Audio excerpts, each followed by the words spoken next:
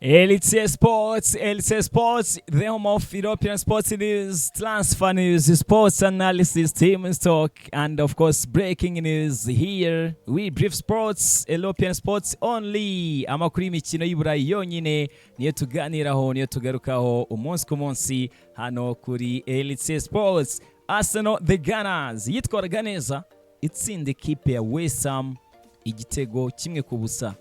Uyu mukino turi kugarukaho cyane kuko iyi game Ewan Arsenal niramuka itwaye Premier League nitwara igikombe equipe Arsenal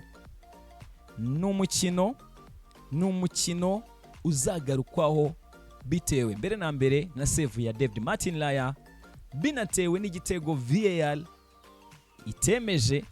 Of course umusifuzi Chris Kavanagh we yavugaga ko umuzamu David Martin Raya yakorewe ikosa na Pablo.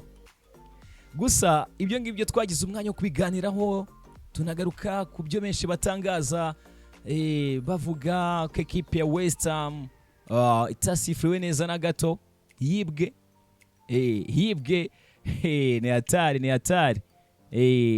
ni hatari harimo n'umutoza equipe ya Man City Pep Guardiola nawe vuga ati Arsenal bari kuyibira. Abantu ubwo nibyo tugiye kwinjiramo, ariko duhera kuri iyi save wo bita Theo Walcott, legend wa equipe ya Arsenal, wifuza ko save ya David Martin Raya Arsenal nitwara igikombe iriya save bazayikorera stati ikintu cy'ikibumbano nyine kugira ngo mu myaka myinshi cyane iyi save izahore yibukwa. Murabizi ko inyuma ya Emirates hari stati zitandukanye ya Thierry Henry. Ubwo rero Theo Walcott arifuza ko hakwiyongeraho niyo muzamu David Martin Raya. Urabona se byaba bimeze bite? Byaba ari sawa cyane. Urabona iyi save stati bayubatse bikaba bimeze gutya like this, urabona byaba ari sawa. Bamwita Theo Walcott ati ariko ubwo nizere ko muze Theo Walcott mu munsi nawe ndaje mubereka. Ari bamwe bambwira bateritsiye duterekeramo bose tubarebe byose tube tubifite neza nk'ukuntu nyine bidusavinga neza in style kandi mu buryo bwiza. Abwo Theo Walcott ubitubwira nawe ndaje mubahe neza cyane. Gusa mu magambo ye icyo avuga, icyo atangaza, aratubwira ati they should build a stati if they win the Premier League. He made a great save in the first half, but this one is arguably the save of the season. Equipe Arsenal niramuka itwaye Premier League, nitwara igikombe cya shampiyona, umuzamu David Martin Raya bazamwubakire stati kuri iriya save yakoze avana umupira wa Matheus Fernandes. Theo Walcott ati mu gice cya mbere nabwo yakoze save nziza, ari nk'umutwe wa Valente Castellanos na free header akora flying save umuzamu David Martin Raya, ariko kuri iyi save akuraho uyu mupira ku munota wa 78 Arsenal ikabona igitego ku munota wa 83. Vuga ko nyine ni save uwo bita Theo Walcott bavuga ati ni save of the season, niyo save ya sezo, save y'umuzamu David Martin Raya. Ahangaha agakomeza atubwira ati Theo Walcott niwe turiho, agakomeza atubwira ati just to have that composure, not go down too early. Fernandes will be disappointed of course.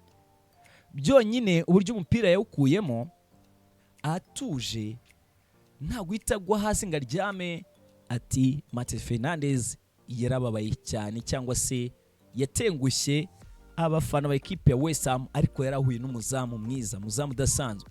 However, you've got to admire the fact he has saved it with his foot near post. You've got to stay strong in those moments.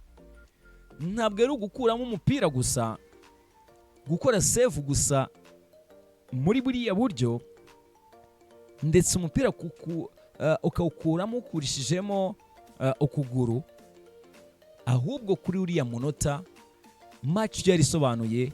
Kugira ngo ubashe gukora save nk'iriya bigusaba kuba uri concentré, kuba uri mu mukino, kuba uri prepared, kuba uri a world class goalkeeper. Ubita Theo Walcott ati iyi save ikwiye kubakirwa stati inyuma ya Emirates Stadium. Ubwo nawe baratubwira ira save ko wayibonye, ese wiyumvise gute? By'umwihariko kubwo abakunzi ba ekipe ya Arsenal tugende tuganira namwe mu gihe icyo mudutangariza. Hanyuma ubita Theo Walcott ati mu magambo ye, hasn't had much to do, could have come out and rushed the decision but held his ground. Incredible and has been that all year. Arguably player of the season and the save says it all. Ntabwo turi buse kwitindaho, njye namugira umukinnyi wa sezo, kuko ibi ngibi save nka ziriya, gukura umupira muri buriya buryo umuzamu David Martin Raya, ni ibintu akoze season yose, ni ibintu akoze the whole season. Mwaka w'imikino wose yarabikoze David Martin Raya. Wo bita Theo Walcott agapraisinga cyane, agashima cyane uyu muzamu, anavuga ati ekipe ya Arsenal mu gihe cyose yatwara Premier League ikwiye kuzirikana iriya save, bakayizirikana nka save y'ibihe byose muri ekipe ya The Gunners. Ese nabona ari save ikwiye ko yakubakirwa stati nk'uko Theo Walcott abitubwira. Mbibutse David Martin Raya yanegukanye Golden Glove. David Martin Raya, imagine umuzamu ushobora gukipinga clean sheet 18 muri Premier League, muri shampiyona y'Ubwongereza clean sheet 18, imikino 18 utinjijwe igitego. Yes, ushobora gushima defense kuko ntabwo ashobora kubikora wenyine, akazi kaba kakozwe na Gabriel Magalhaes ndetse na William Saliba, nako nakazi utakwirengagiza. Ariko nyine still umuzamu ukugarura mu mukino, umuzamu ukugumisha mu mukino, umuzamu nka David Martin Raya, donc niwe muzamu nyine gutwarira ibikombe. Iyo bakubwiye ngo attaque nziza gutsindira umukino ariko defense nziza ikagutwarira ibikombe, igisobanuro cyabyo ni zira save z'umuzamu David Martin Raya, igisobanuro cyabyo ni zira block z'aba defenseur William Saliba ndetse na Gabriel Magalhaes. Niyo mpamvu hano Theo Walcott we atubwira ati rwose birakwiye ko equipe Arsenal itekereza ku kuba yamwubakira stati inyuma ya Emirates Stadium David Martin Raya. Gusa urugendo ruracyakomeje, still imikino ibiri, haba game ya equipe ya Burnley, game ya equipe ya Crystal Palace. Turaje tugiye kumutoza Pep Guardiola ibyo atangaza, ni imikino na equipe ya Arsenal itagomba kwandalatinga. You don't underestimate your opponent muri Premier League. Nubwo equipe yaba yaramanutse, nubwo equipe bavuga ngo nta byinshi cyane iri guharanira, hari gize ikagutsinda. They have to remain focused kugira ngo getting over the line, bagere ku byo bifuza kugeraho equipe ya Arsenal. Gusa kuri Theo Walcott bakavuga ati njyewe uretse no kuba yaramaze kwegukana Golden Glove umuzamu David Martin Raya, njye mbona ibyo akoze this season binamwemerera kuba yaba player of the season. Gusa agaruka kuri save yakoze mu equipe ya Arsenal, yatsindaga equipe ya West Ham igitego kimwe ku busa, igitego cyatsinzwe na Leandro Trossard. Igitego cy'ingenzi, nubwo controversies zasizwe muri uyu mukino, VAR, David Martin Raya yakorewe ikosa ntaryo yakorewe, izo debate zo ziracyahari till now, izo debate zo ziracyahari. None by'umwihariko kuri opponents cyangwa se kubo equipe Arsenal hanganye nabo, of course equipe ya Man City, cyangwa se nabo twakwita aba haters bayo cyangwa se batifuza ko yatwara igikombe, bo baracyabihamya bati equipe Arsenal yaribiwe hariya.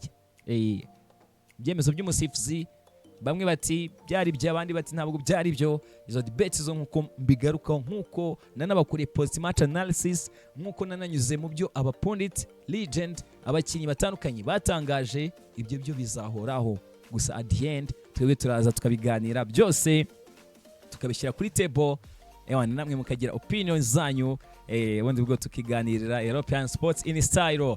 Hanyuma tuve kuri Theo Walcott icyatubwira kuri David Martin Raya uyu muzamu wa equipe Arsenal ewana tunajye kuri Pep Guardiola. Still turacyari muri title race, urugamba rw'igikombe rutoroshye na gato hariya mu gihugu cy'Ubwongereza hagati y'aya ma equipe yombi.